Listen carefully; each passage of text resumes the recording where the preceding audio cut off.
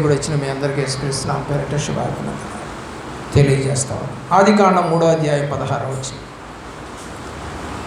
ఆదికాండం 3వ అధ్యాయం 16వ వచనం.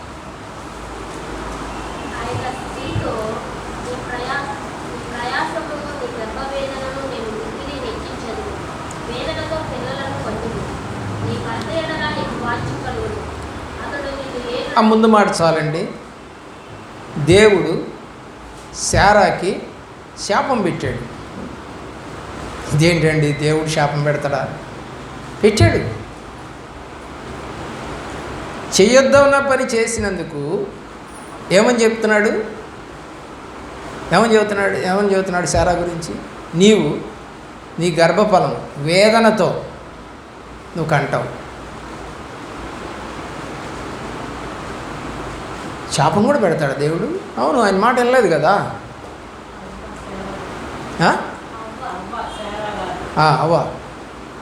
అవ్వ దేవుడి మాట వినలేదు కదా. శారాకు కూడా శాపమే కదా. ఆమె గర్భం తెరవకుండా ఉండటానికి 25 సంవత్సరాలు దేవుడు ఇచ్చినా కూడా తెరవకుండా ఉండటానికి కారణం ఏంటి? ఆమె వెధవేషాలు వేసింది. అదేంటండి? అవును, భర్తకి ఏం చెప్పింది? దాసిదాంతో బొమ్మని చెప్పింది. వెధవేషం కాదది, తప్పుడు మార్గం కాదది. దేవుడు పిల్లల్ని ఇస్తానని చెబితే నాకు పిల్లలు లేకుండా చేశాడు దేవుడు అని చెప్పేసేసి నువ్వు ఆ పని చేస్తావా?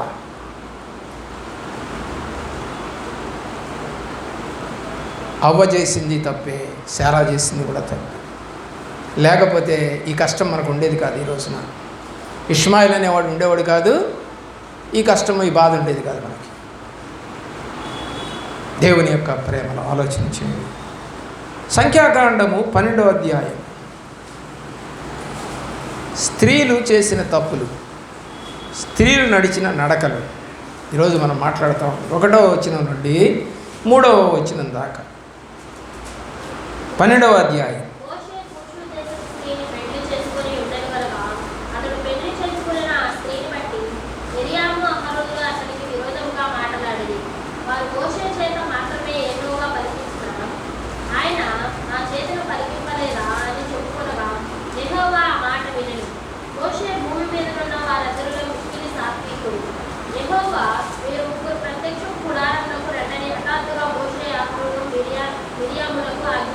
తర్వాత ఏమైందండి?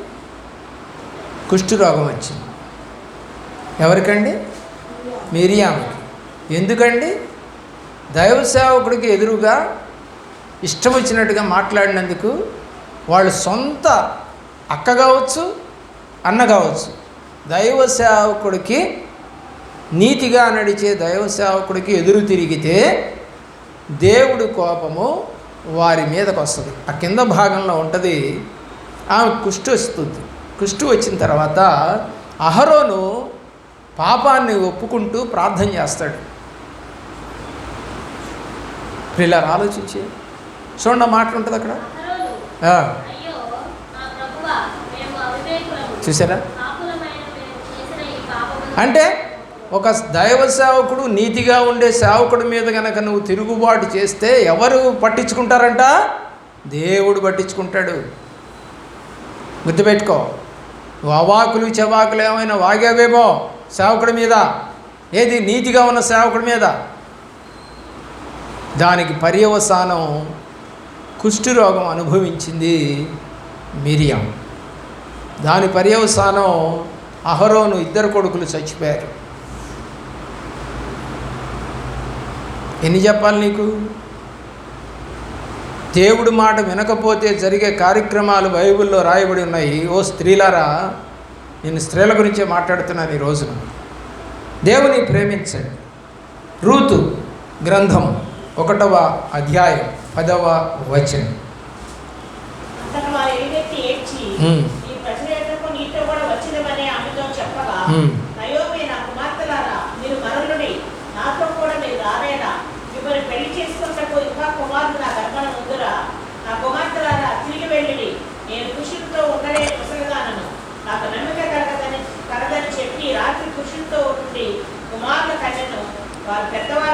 ఆ కింద భాగంలో ఒక మాట కనపడుతుంది. ఓర్పానేమో ముద్దు పెట్టుకొని వెళ్ళిపోతుంది. రూతు అప్పుడు ఏమంటుందో చూడండి నయోమి.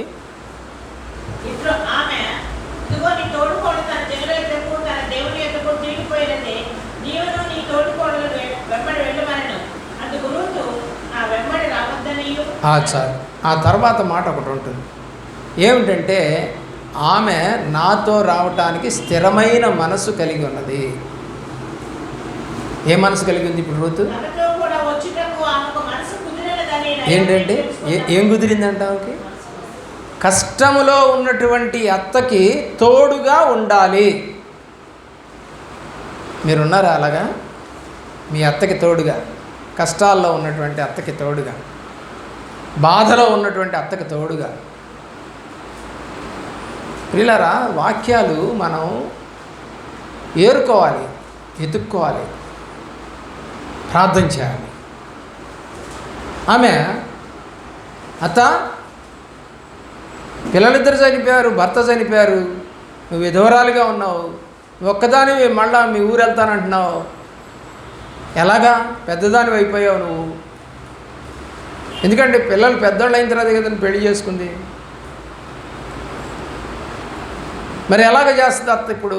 కాబట్టి తోడు, నువ్వు రావద్దని నన్ను అనొద్దు, నువ్వు ఎక్కడికి వెళ్తే అక్కడికి వస్తావు, నీ దేవుడే నా దేవుడు, మరణం తప్ప మనల్ని విడదీసేది లేదమ్మా అని అంటే ఆమె అంటుంది, రూతుకి నాతో రావటము ఇష్టమాయని. నువ్వు ఎవరితో రావటం ఇష్టమమ్మా? ఓ స్త్రీ, నీకు ఎవరితో వెళ్ళటం ఇష్టం? ఓర్పాలాగా వెళ్ళిపోవటం ఇష్టమా? రూతులాగా స్తుతి కలిగిన దేశానికి వెళ్ళటం ఇష్టమా? ఆలోచన చే. 4వ వ్యక్తి, 1 సమూయేలు 1:2. 1 సమూయేలు కింద 1వ అధ్యాయం 2వ వచనం హన్నా గురించి మాట్లాడతాం.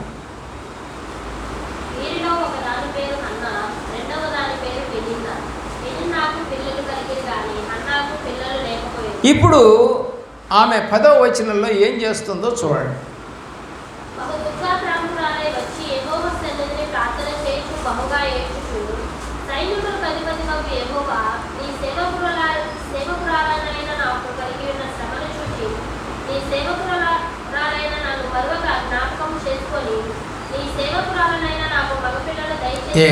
ప్రార్థన అండి అది అసలు ఎంత స్ట్రైట్గా అడుగుతుందండి దేవుణ్ణి. ఇక్కడ కూడా మీరు అడుగుంటారు, మగపిల్లవాడు కావాలి అని, కానీ ఆడపిల్లే పుట్టింది. కారణం ఏంటో అంటే మీకు అంత అన్నా లాంటి ప్రార్థన లేదన్నమాట. ఆమెకి పిల్లలు లేరు, గొడ్రాలని రాసింది బైబిల్లో, కానీ ఆమె మరి భర్త చేతకానడా? 2వ భార్యకి పిల్లలు ఉన్నారు అంటే గర్భం మూసింది ఎవరికి ఇప్పుడు? హన్నాకి. కాబట్టి ఏడవలసింది ఎవరు? హన్నా. భర్త కూడా ఏడవట్లా, అన్నానే ఏడుస్తూ ఉంది. చెడలేదా? చెడలేదా? అడిగిందా లేదా గట్టిగా? మనం కూడా అడుగుంటాం కదా చాలా గట్టిగా, సరదాగా. మా పిల్లోడు గురించి బాగుండు, ప్రార్థన చేశాక. చేసావా? ఎప్పుడండి? కలవక ముందంట, తర్వాత భాగంలో ఉంటుంది. మీకు ఏమన్నా తెలుసా? ఏమండి, హన్నాని భర్త కూడెను అని రాసి ఉంటుంది. ఏం జరిగింది? ఆమెను కలుసుకున్నాడు అని రాస్తుంది అక్కడే 1వ అధ్యాయంలోనే. మందిరానికి వెళ్ళింది, ఏలి అడిగాడు, అది అయిపోయిన తర్వాత ఇంటికి వెళ్ళారు. ఇంటికి వెళ్ళిన తర్వాత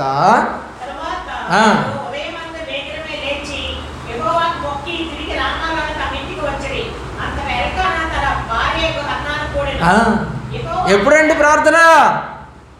నీ గర్భం వచ్చిన తర్వాత కాదు, గర్భం రాకముందే. చాలామందికి తెలియదండి. వితౌట్ ప్రేయర్ పిల్లలు కనేస్తూ ఉన్నారు. ఎవడో ఒకళ్ళే పుడితే పోని, కుంటాడో గుడ్డోడో మోగోడో చెవిటాడో నా గర్భం పండింది. ఇదే మనకు కావాల్సింది. ఏమయ్యాడంటే అబ్బాయి సేవకుడు అయ్యాడు. మరి మీ పిల్లలు ఏమవుతున్నారు? కనీసం సన్నిధికే రావట్లేదే. ఏం ప్రార్థన ఇది? ఆమె ప్రార్థన ఏంటి? కన్నీటితో పగలంతా ప్రార్థన చేసింది, బతిలాడుకుంది. ఇక ఏడవడానికి కూడా చేతగాక పెదాలతోటి మనసులో ప్రార్థన చేసుకుంటుందంట. అంతసేపు ఏడ్చిందాక.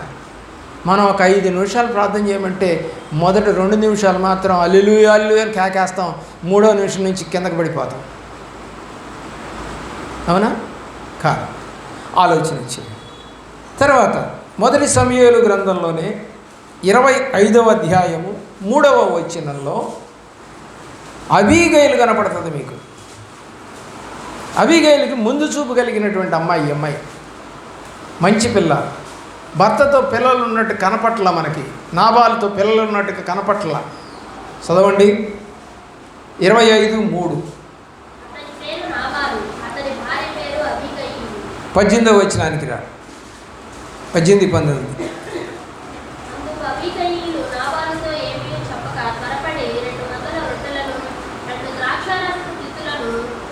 ఎవరి దగ్గరికి తీసుకెళ్తుంది? దావీదు దగ్గరికి తీసుకెళ్తుంది. ఎందుకు తీసుకెళ్తుంది? దావీదు భర్తను చంపడానికి వస్తా ఉన్నాడు. ఎందుకంటే అతను చేసిన మేలుకి తిరిగి మేలు చేయనందుకు కోపం వచ్చింది. వాడి సంగతి ఏదో తేలుద్దామని బయలుదేరాడు. ఇప్పుడు ఈమెకి వాళ్ళ దాసుడు వచ్చి చెప్పాడమ్మా, ఇట్లా మేలు చేశారు వాళ్ళు మనకి, అయితే భర్త నాబాలని అడిగితేనేమో నేను ఎందుకు చేయాలని చెప్పేసి పంపించేశాడు అని అంటే, అయ్యయ్యో అలాంటి పని చేస్తే ఇలా చేశాడా అని ఆమె మొత్తం వేసుకొని పోతా ఉంది. ఎదురుపడింది. దేవుని ముందు చూపు కలిగింది తన భర్తను కాపాడుకోవటానికి. ఆలోచన చేసావా? నీకుందా? నీ భర్త పనికి వెళ్ళాడండి బయటికి అనుకుందాం, నువ్వు ప్రార్థన చేస్తావా? వచ్చేంతవరకు ప్రార్థన చేస్తావా? మనసులో తలుచుకుంటుంటావా?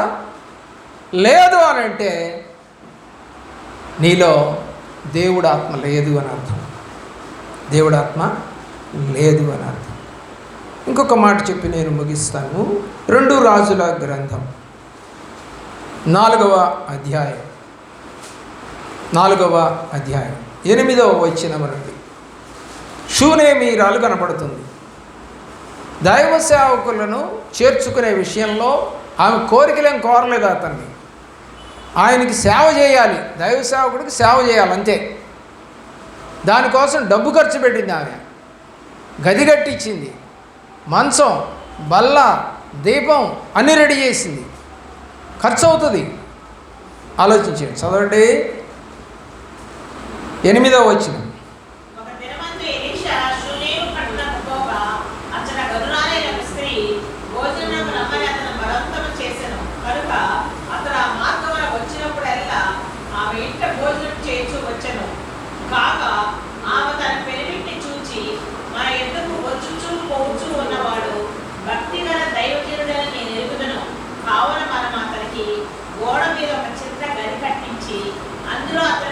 ఏమండి? గోడ మీద, మేడ మీద? అవునా? చదవండి.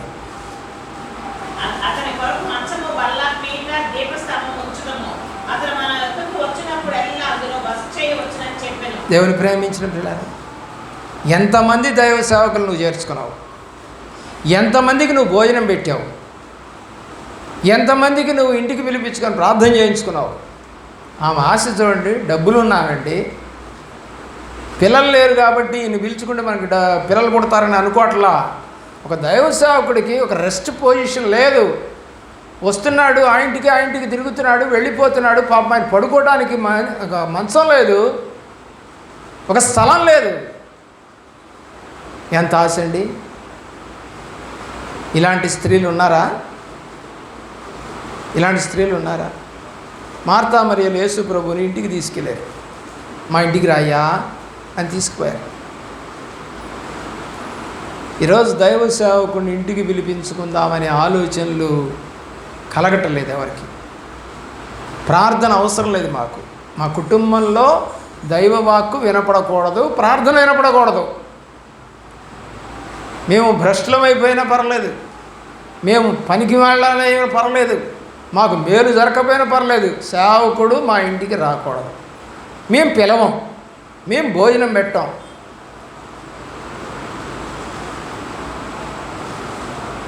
షూనేమీరాలు అలా అనుకోలేదండి. ప్రేమ, అది దైవ సేవకులంటే చూపించిన ప్రేమ షూనేమీరాల్లో కనపడుతుంది. మార్తా మరియలు పెద్ద ధనవంతులు కాదండి, భేదవాళ్ళు, ధనవంతులు కాదు. కానీ 13 మంది, యేసుప్రభుతో పాటుగా 13 మందికి భోజనం వండి పెట్టేదండి. నువ్వు ఒక్కళ్ళకి పెట్టలేకపోతున్నావు కదా, ఒక్కళ్ళకి, ఒక్క దైవ సేవకుడికి. ప్రియులను ఆలోచించి నీవు ఎలాంటి స్త్రీగా ఉన్నావు? అవలాంటి స్త్రీయా, మిరియామా, రూతా, హన్నానా, అబీగైలా, షూనేమీరాలా? మిగతావి కొన్ని తర్వాత మాట్లాడుకుందాం. ఒకసారి ఇంటికి వెళ్ళి పరిశీలన చేసుకుని నేను ఈ స్త్రీలలో ఎలాంటి స్త్రీగా ఉన్నాను? దైవసేవకులను ప్రేమించే స్త్రీనా? దేవుడు మాట వినే స్త్రీనా? ఏమండి, అత్తకు తోడుగా ఉండే స్త్రీనా? లేదా సేవకుడికి ఎదురు తిరిగే మిరియాము లాంటి స్త్రీనా? ఏమండి, అలాగే ముందు చూపు కలిగి తన భర్తను కాపాడుకోగలిగినటువంటి అబీగైల్ లాంటి స్త్రీనా? ఎలాంటి స్త్రీగా నీవు ఉన్నావు? స్తుతిస్తున్నావా దేవుణ్ణి? సేవకుడి గురించి, భర్త గురించి, భార్య గురించి, పిల్లల గురించి స్తుతిస్తున్నావా నువ్వు రోజు? ప్రార్థన ఉందా నీకు? వీళ్ళంతా ప్రార్థన చేశారండి. తప్పిపోయిన వాళ్ళు, తప్పకుండా దేవుణ్ణి స్తుతించిన వాళ్ళు 2 ఉన్నారు ఇందులో. నువ్వు ఏ కోవకు చెందుతావు? దేవుని ప్రేమించాలి.